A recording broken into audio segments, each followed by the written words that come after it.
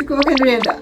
Siapa je tak suka durian kan kat Malaysia ni. Durian ni bila kita dah kumpul-kumpul, bila kita makan sedap-sedap tu, kita bagi dia masa kan untuk dia berbuah semula. Macam tu lah juga dengan rawatan IVF. Bila dah sedut telur, ovari dengan rahim perlu rehat. Jadi berapa lama kena rehat? Jadi bagaimana doktor nak tentukan sama ada perlu berhenti seketika ataupun teruskan rawatan? Sebenarnya sepanjang penantian tu, doktor akan pantau sama ada buat imbasan vagina, IVS ataupun beberapa siri ujian darah. So ini antaranya yang akan bantu doktor untuk buat keputusan. Okey, sekarang ni kita nak start sekarang ke ataupun nak tunggu 2 bulan, 3 bulan? Itu yang akan doktor bantu dari segi perancangan perjalanan IVF pesakit. Setiap pasangan sebenarnya ada perancangan perjalanan IVF yang tersendiri. Jadi pasangan A mungkin akan start lagi 2 bulan, pasangan B mungkin akan start tahun depan. Semuanya bergantung kepada analisis yang doktor jalankan sepanjang tempoh penantian tersebut.